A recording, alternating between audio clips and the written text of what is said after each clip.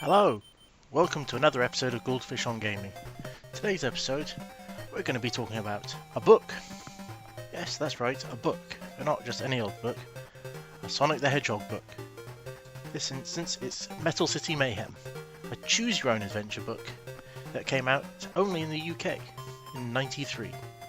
It's written by James Wallace, who wrote many adventure game books, as well as worked on a number of computer games. If you're not familiar with Choose Your Own Adventure books, you basically read it one section at a time. And at the end of the section, you get a choice of which page you want to go to. Now, sometimes that choice is based on actions that you have to do. Other times, it's entirely up to your choosing.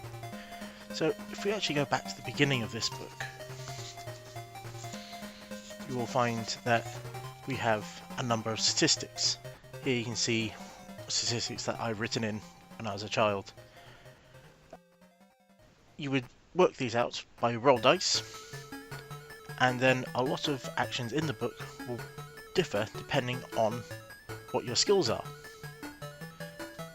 You have lives, like in Sonic the Hedgehog. You also have rings, and losing a fight means that you lose rings. If you have no rings left, then you lose life, just like in the game. They made several of these books, and they must have written them all at the same time, or a number of them at the same time, because they actually mention some of the other books, such as Zone Rangers, which was the second book in this series, in the book itself. So I was thinking that we could just go through this book for a little bit and give you an idea of what it is like. One other thing to mention about this is that it also comes with a lot of full-page illustrations, which was done in the art style of the time. Like, you see this style of drawing all the time for Sonic. So, if we go back to the vital statistics, I have a piece of paper with all the information on it. And so, let's roll some virtual dice to work out our skill sets. So, speed, we have a 5. Sounds good for Sonic. Strength, we have a 4. Agility, we have a 6. This is looking like a really strong Sonic. Coolness, a 4. Quick wits is a 3.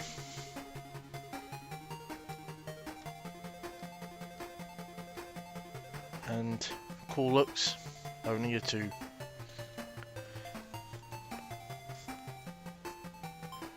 We also start off with 1 ring. And we have red trainers, a Game Gear, and a Botman cartridge. So, if we start off on page 1, and if you don't mind listening to me, let's start off. It's a quiet afternoon in Green Hill Zone. The only sounds are the breeze rustling the leaves of the trees, the splashing of the waterfalls, and some strange clanking noises in the distance. A series of small electronic bleeps and crashes and explosions as Sonic the Hedgehog sits and plays on a rock, playing Botman on his Sega Game Gear. Yes, this was the time of the Sega Game Gear, and you had to get in all your advertising you could in your single book. So he's playing Botman cartridge from his friend Piggy. His piggy friend, Porker Harris. Yeah. And he's been playing all day without a break. He's almost finished, except, well, he just can't work out how to beat the last boss. I wonder if we're going to learn that through this book. And he keeps losing to this boss every single time. So he decides he's hungry and he's going to have something to eat. So he switches his Game Gear off and grabs a burger and fries from his metal sandwich box and tucks in. Ew, cold burger and fries. Where's the chili dogs? This must have been well before the cartoons. 5 minutes later he's finished, but hasn't come up with any good ideas. So, he could go ask Porker Harris what to do. Porker's finished the game. But, he's got a few other options as well. There's no sign of Porker anywhere. So, or any of his friends. The whole zone seems deserted and silent, with no birdsong, sounds of animals at play. Even waterfalls seem quieter and stranger of all.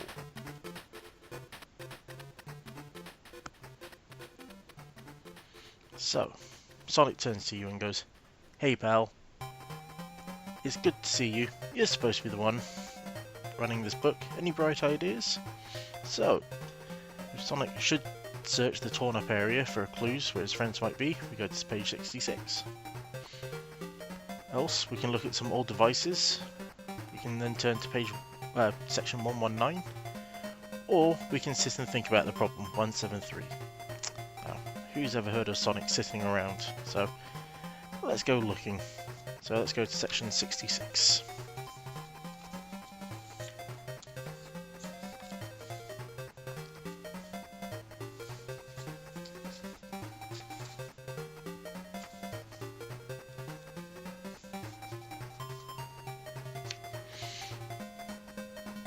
So Sonic has never seen any part of the zone damaged this badly before, not even during Robotnik's last takeover attempt. Sonic has really torn it up. Smashed branches and broken trees, huge clods of earth and rocks pounded into gravel and mud. Trod into the dirt is a single gold ring. Yay, we've got another ring. And he notices that whatever trodden down the ring has left a huge square footprint in the earth. There's a trail of them heading north. If you think Sonic should follow the footprints, turn to 147. Well, obviously we're going to go searching for this. So, let's go to 147. Hey, and we get a nice full-paged image again. Sonic sprints northwards along the trail of devastation. Soon he hears the sound of a familiar voice calling, "Help! Anyone help me!" Mixed in with the clanks and thuds, it's Miles Prowess, better known as Miles the Fox, or Tails to his friends. As it sounds he's in trouble, Sonic slows down and watches from behind a rock to see what's going on. Two bronze robots are holding the fox up by his twin tails, and the poor Tails is swinging between them, trying to thump off their metal bodies and shouting for help. Sonic knows he's got to help his buddy, he's not sure how. Do you think he should attack the robots with a supersonic spin attack? Yes, obviously. Wouldn't be Sonic if we just sat around. Sonic realizes there's no time to waste and rushes straight into the fight. Leaping into the air, Sonic rolls into a whirling blur of spikes for a supersonic spin attack. Each of these robots has a rating of 5, and Sonic will be using his speed ability. So in this instance, our speed is actually 5 already. So we automatically beat these baddies without needing to roll any additional dice. Which means that we can just jump straight to page 222.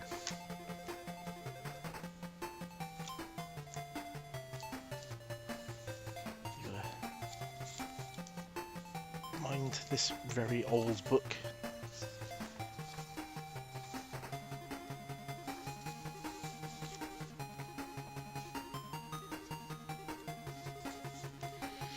The second robot explodes in a shower of diodes and bits of printed circuitry. Sonic stands in the wreckage, looking at it going, "That's odd. Robotnik usually traps living creatures inside his robots, but these ones were merely machines. That means I don't have to be so careful next time I smash some."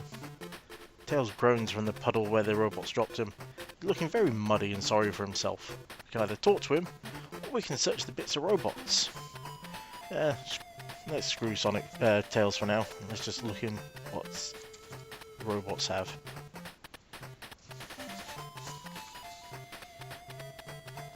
So, Sonic looks around the wreckage, broken circuits and damaged devices, twisted wires. Wait, what's that? It looks like a game cartridge for the Game Gear. Well, only word printed on it is Blitzkrieg egg. Sonic knows that Blitzkrieg is a very sudden attack, but the odd spelling puzzles him. He can pocket the cartridge and talk to Tails. So we now have the Blitzkrieg egg cart. So we can either try it out or talk to Tails. Well, let's see what happens when we put it into the Game Gear. because you always got to stick a cartridge into your console when you get it. So Sonic takes the Botman cartridge from his Game Gear, slides it in the new one. It's a tight fit for now, and for a second he's worried about switching the device on, but he does it anyway, because that's the type of guy Sonic is. The screen fills with words. It's not a game, but it looks like the listing of a computer program. There isn't very much to it. Search zone, find target. If target equals hedgehog, destroy target. If target is animal, then get target. Store target, return. If target is not an animal, then delete. Repeat until target equals 0. Next zone. End. What language is that? Sonic thinks he understands what it means, but he's not sure. He can either head north, or if he hasn't talked to Tails yet, we can do that. So, let's talk to Tails, because we might as well. We're here now. Sonic looked down at his muddy pal. How are you, my muddy pal? He asks. Tails groans, stands up. I'm okay, I think. Thanks for saving me. You're a true friend. Sonic isn't the blushing type. No problem, he says. When you say the planet Mobius as often as I, you have rescuing a pal is everyday stuff.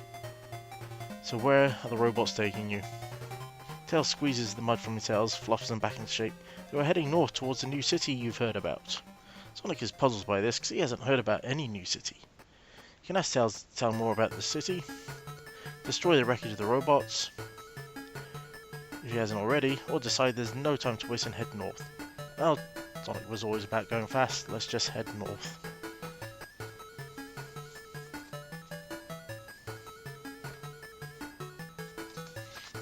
And so we have another full-page picture. So the city walls are made from a gleaming silvery metal. They're not straight, but at a slight angle. Set into them are two huge steel doors. Each door is 30 times the height of Sonic and Tails, and they're firmly shut.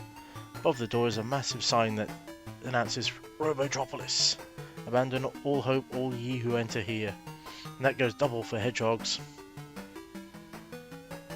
There's no obvious way in, but next to the door is a slot that looks like one of the in the chest of the robots that kidnapped Tails.